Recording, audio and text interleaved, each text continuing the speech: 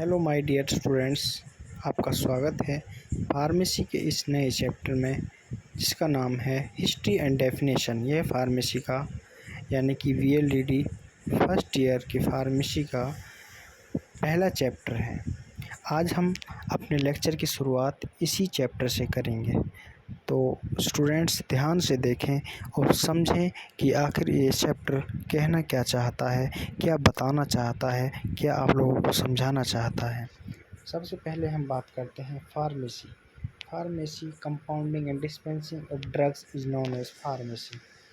अगले हम बात करते हैं ड्रग्स की। ड्रग्स क्या होती हैं?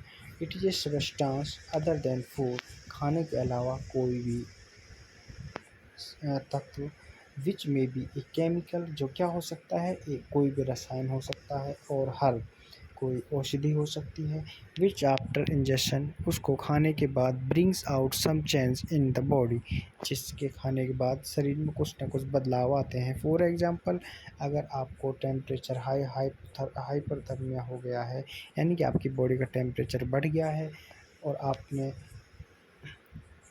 कोई भी ड्रग ली है, एंटीपायरेटिक कोई ड्रग ली है, तो उससे आपकी बॉडी में क्या चेंज आएगा, ये आपकी बॉडी का जो टेम्परेचर है वो नॉर्मल हो जाएगा। आगे हम बात करते हैं हिप्पोक्रेट्स। हिप्पोक्रेट्स कौन थे? Is known as the father of medicine. उनको क्या कहा गया है? मेडिसिन के फादर के नाम से जाना जाता है। अगला हम बात करते हैं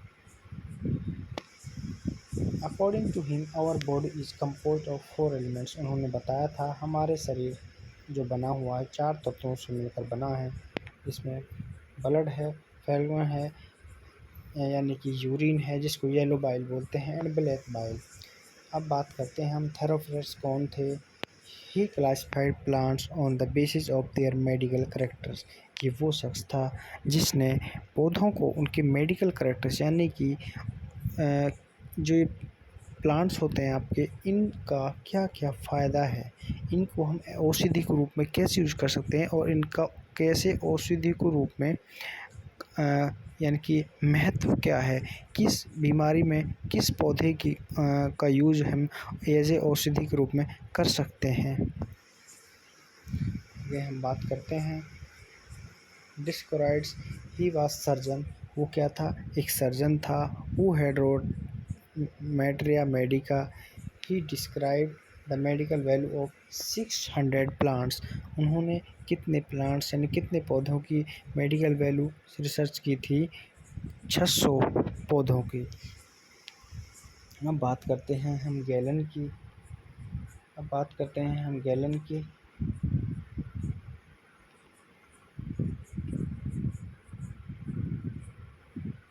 गैलन की हम बात करते हैं। He describe various process of body. उन्होंने दर्शाया था कि शरीर में अलग अलग प्रक्रियाएं किस तरीके से होती हैं। हम बात करते हैं होनहेम कौन थे? यानी कि 1514 से लेकर 1544 तक। History opium. उन्होंने ओपियम के बारे में अध्ययन किया था। Prepare various tinctures. उन्होंने अलग अलग प्रकार के टिंचर बनाए थे। Is grand father of pharmacology. और क्या किस नाम से जाना जाता है? फार्माकोलॉजी के ग्रैंडफादर के नाम से उनको जाना जाता है।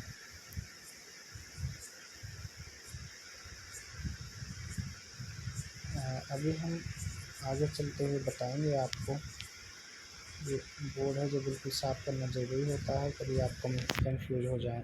अब हम बात करते हैं एडवर्ड जेनर कौन थे? 1749 से 1823 के बीच में एडवर्ड जेनर है जिन्होंने अपना कार्य किया था। He discovered small pox vaccine को उन्होंने रिसर्च किया था। किसने रिसर्च किया था? एडवर्ड जेनर ने। एक बात हम आपको और बताते चलते हैं, जो पॉक्स है ये सबसे बड़ा लार्जेस्ट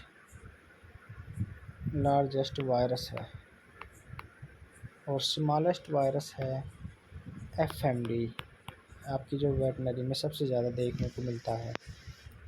मुझे उम्मीद है कि आप इन चीज़ों को याद रखेंगे। सबसे बड़ा वायरस है पॉक्स वायरस, पॉक्स। सबसे छोटा है एफएमडी। अब बात करते हैं विलियम हार्वे।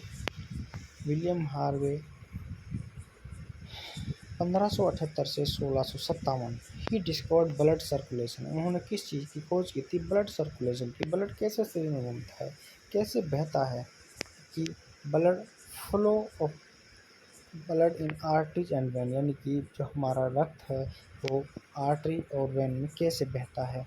आगे हम बात करते हैं रुडोल्फ बच्चिम की।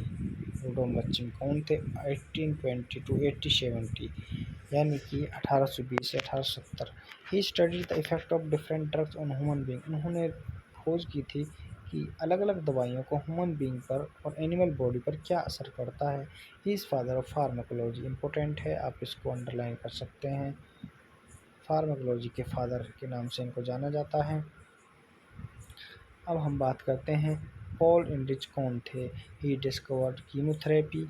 उन्होंने कौन थे? कीमोथेरेपी जब आप लास्ट में पढ़ोगे आपका चैप्टर 18 आता है कीमोथेरेपी नाम से। इसमें आपको जो भी ट्रीटमेंट करना है वो आपको रसायनों की हेल्प से करना है।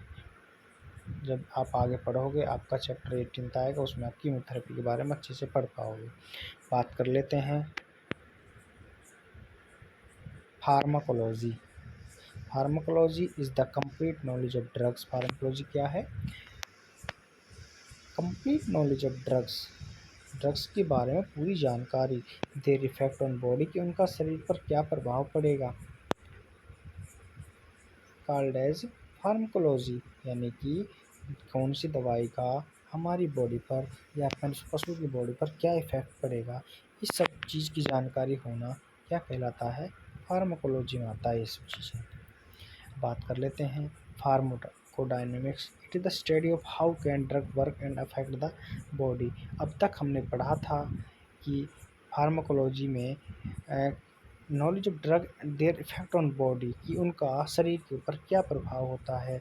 जैसे बात करते हैं हम पैरास्टामोल की। पैरास्टामोल का काम क्या होता है? पैरास्टामोल पीसीएम का काम क्या होता है? इसका काम होता है to make the temperature of body normal, यानी कि अगर टेम्परेचर अप है तो उसको नॉर्मल लेके आने का काम कौन करेगी? पीसीएम करेगी। पीसीएम का काम ये नहीं होता है कि टेम्परेचर अप है पीसीएम दे दिया टेम्परेचर डाउन आ गए, ऐसा नहीं होता है। टेम्परेचर मेंटेन करके रखती है। जैसे हम आपको बताना चाहेंगे, किसी बच्चे ने 10वीं का एग्ज़ाम दिया है और वो 10वीं क्लास में फ़ेल हो गया है। फ़ेल होने के बाद ऐसा तो नहीं है ना कि वो वापस 9th क्लास में आ जाएगा, वो 10th क्लास में ही दोबारा से पढ़ेगा। ठीक है, इसका मतलब ये है अगर पीसीएम दिया है तो टेम्परेचर हमारा नॉर्मल हो जाएगा, यानी कि सब नॉर्मल नहीं जाएगा। मुझे उम्मीद है कि आप अच्छे से समझ पा रहे होंगे। अगर आप अच्छे से समझ पा रहे हैं तो कमेंट बॉक्स में अंगूठे का निशान ज़रूर लगाएं ताकि हम समझ सकें कि आपको अच्छे से समझ आ रहा है। बात कर लेते हैं pharmacokinetics. It is the study of absorption. अब तक हमने बात की कि भाई कोई ड्रग उसका हमारी बॉडी पर क्या इफ़ेक्ट पड़ रहा है। अब हम बात कर रहे हैं pharmacokinetics. It is the study of absorption, यानी कि बॉडी के अंदर जो दवाई गई है उसका एब्जॉर्प्शन कैसे होगा, डिस्ट्रीब्यूशन है वो कैसे कैसे बॉडी पार्ट्स में कहाँ कहाँ पहुँचेगी, और एक्सक्रीशन, यानी कि जब उसने अपना काम शुरू कर दिया बाकी जो दवाई बच जाती है या फिर जो बॉडी से निकलनी होती है वो कैसे निकलेगी, यानी कि भाई फिसीज के रूप में निकलेगी या फिर मिल्क के रूप में निकलेगी या फिर यूरिन के रूप में निकलेगी, किस में निकलेगी, ये पॉइंट है हम इसमें पढ़ेंगे फार्माकोकाइनेटिक्स में। अगला हम बात करते हैं कीमोथेरेपी। अभी मैंने थोड़ी समय पहले एक कीमोथेरेपी के बारे में बताया था। It is study of those drugs. ये उन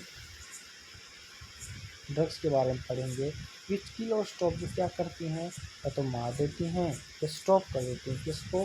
ग्रोथ ऑफ माइक्रो ऑर्गेनिज्म या pathogenic without any adverse effect on body. जैसे जिस भी एनिमल को कीमोथेरेपी दी जाती है उसका क्या काम होता है? बिना पशु की बॉडी को नुकसान पहुंचाए जिसके भी खिलाफ दी जाती है, यानी कि जैसे ये बैक्टीरिया है, ठीक, इसके खिलाफ हमें एंटीबायोटिक दे रहे हैं, यानी कि कीमोथेरेपी यानी कि केमिकल से इलाज करना, इसके खिलाफ ये दे रहे हैं तो ये इसका ही नुकसान करेगी, ना कि एनिमल है जो उसका नुकसान नहीं करेगी। ठीक है, ये चीज़ें आपको याद रखनी है चैप्टर के अंदर इस कीमोथेरेपी में। बाकी कीमोथेरेपी के बारे में चैप्टर 18 जो है वो आपका डिटेल में उसमें पढ़ पाओगे। अब बात कर लेते हैं हम pharmacotherapy, administration of drug to the animal for treatment of various disease is called pharmacotherapy. Administration of drug to animal, पशु के अंदर दवाइयों को लगाना, किसके लिए, इलाज के लिए। Various disease called as a pharmacotherapy. अब हम बात करते हैं टॉक्सिकोलॉजी, यानी कि जहाँ टॉक्सिकोलॉजी, टॉक्सी वर्ड जहाँ यूज हो रहा है वहाँ आप समझ जाओगे कि बात जहर की हो रही है। इसमें हमें क्या करना है, टॉक्सिकोलॉजी में study of various substance which affect the body, हमें उन सब्सटेंस के बारे में बात करना है जो बॉडी को अफेक्ट करते हैं, यानी कि जो जहरीले हैं, स्टडी ऑफ पॉइजन, जहरीले उन सब्सटेंस बात करनी है। सिर्फ में टॉक्सिकोलॉजी क्या कहलाता है, टॉक्सिकोलॉजी कहलाता है। बात कर लेते हैं अब हम पोसोलॉजी की। पोसोलॉजी क्या होती है, पोसोलॉजी में हम study of dose of drugs में हम डोज के बारे में डिस्कस करते हैं कि जैसे कि हमारी जो ह्यूमन बीइंग में हम एक पैरास्टामोल 1 पीसीएम यूज़ करते हैं अगर हमको टेम्परेचर हो, ऐसा तो नहीं है कि हम 2 यूज़ करते हैं। ऐसे ही हम बात कर लेते हैं कि metrology of pharmacology, study of weight and measurement of drug, यानी कि ड्रग्स की माप तोल को क्या कहते हैं, ड्रग्स की माप तोल को मेट्रोलॉजी कहते हैं।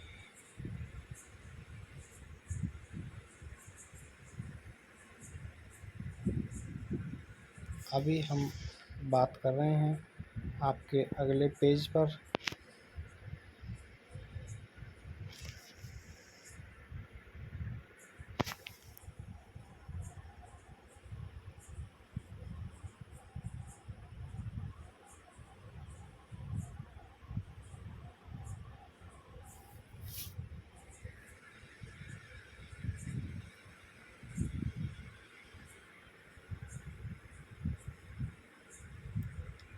हम आपकी बात कर रहे हैं। अगला पेज है जो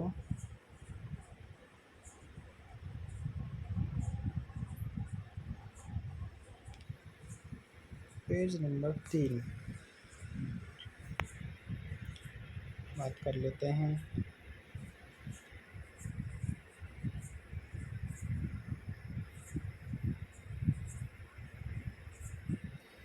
मेटेरियल मेडिका क्या होता है, this is book in which information about sources, physical properties, chemical properties, action, dose पे हम बात करते हैं। ये वो किताब होती है जिसके अंदर किसी भी ड्रग के बारे में उसका सोर्स क्या है, वो कहाँ से आई है, कैसे आई है और कितनी डोज देनी है और उसका कितना असर होता है बॉडी के ऊपर, ये सब बातें हम ये जो बुक है मेटेरियल मेडिका इसमें पढ़ते हैं।